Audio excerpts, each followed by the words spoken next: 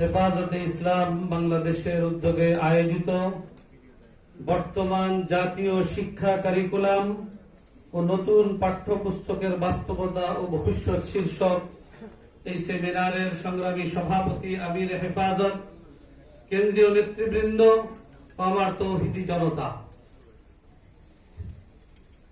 90% মুসলমানের এই বাংলাদেশে এটাই তো স্বাভাবিক ছিল যে এখানের জাতীয় শিক্ষা ব্যবস্থা, এই শিক্ষা ব্যবস্থার যতটা বিষয় আছে, যতটা শাখা প্রশাখা, শিক্ষানীতি বলেন, শিক্ষা কারিকুলাম, শিক্ষা সিলেবাস, 90% মুসলমানের যে তাদের যে চাহিদা সেটার প্রতিফলন ঘটবে, এটাই ছিল স্বাভাবিক।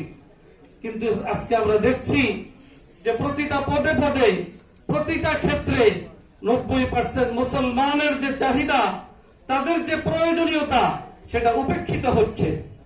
অতএব মুসলমানদের ইসলামী দাবি পূরণে ওয়ারসে আম্বিয়া, ওলামায়ে কেরামকে অগ্রণী ভূমিকা পালন করতে হবে। হেফাজতে ইসলাম বাংলাদেশ সেই দায়িত্ববোধ থেকেই ইসলামের এ সকল দাবি দাবা আদায়ের জন্য ইসলাম বিরোধী প্রতিটা কর্মকাণ্ডের বিরুদ্ধে সময়োচিত পদক্ষেপ গ্রহণ করে তারা তাদের দায়িত্ব পালন করে যাচ্ছে। শিক্ষা ব্যবস্থা এটা একটা ব্যাপক বিষয় এবং এই শিক্ষা ব্যবস্থার মাধ্যমে আমাদের ভবিষ্যৎ প্রজন্মকে ইসলাম থেকে বিচ্যুত করা, তাদেরকে ধর্মহীন হিসেবে গড়ে তোলা যত প্রয়াস চলছে স্বাধীনতা পরবর্তী থেকেই আমরা দেখছি। স্বাধীনতার পর থেকে এ পর্যন্ত 7টি শিক্ষা কমিশন গঠন হয়েছে, প্রতিটা শিক্ষা কমিশনে ইসলাম উপেক্ষিত হয়েছে।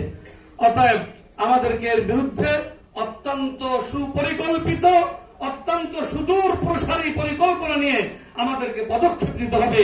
আল্লাহ রাব্বুল আলামিন আমাদের মুরব্বিয়ানে কেরামের তত্ত্বাবধানে আমাদের তরুণ এবং যুবকদেরকে এ সকল ময়দানে যে ক্ষেত্রে যে ধরনের পদক্ষেপ নেওয়া দরকার ঠিক সেভাবে পদক্ষেপ নিয়ে এ সকল ইসলাম বিরোধী অপশক্তিকে রুখে দেওয়া, প্রতিরোধ করবার আল্লাহ তাআলা হিম্মত এবং তৌফিক দান করুন।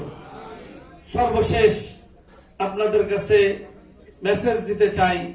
আপনারা সকলেই জানেন গত শুক্রবার দিন 3 তারিখ আমার ছোট ভাই মাওলানা মামুনুল হক আপনাদের সকলের দোয়া, আন্তরিকতা এবং সহযোগিতায়, মুরব্বিয়ানে কেরামের সর্বাত্মক আন্তরিকতা এবং সহযোগিতায় আল্লাহ রহমতে মুক্তি পেয়েছে। আজকের এই সেমিনারে আমরা প্রত্যাশা করেছিলাম তিনি আসবেন, কিন্তু অত্যন্ত ক্লান্ত শ্রান্ত থাকায় আজকে এই সেমিনারে উপস্থিত হতে পারেননি। ইনশাআল্লাহ হেফাজতে ইসলামের আগামী দিনের যে কোনো কর্মসূচিতে, যে কোনো প্রোগ্রামে ইনশাআল্লাহ আপনাদের সাথে একাত্ম থাকবে, আপনাদের সামনে থাকবে এবং আপনাদের সাথে থেকেই ইসলামের পক্ষে জীবনের শেষ মুহূর্ত পর্যন্ত ইনশাআল্লাহ দায়িত্ব পালন করে যাবে।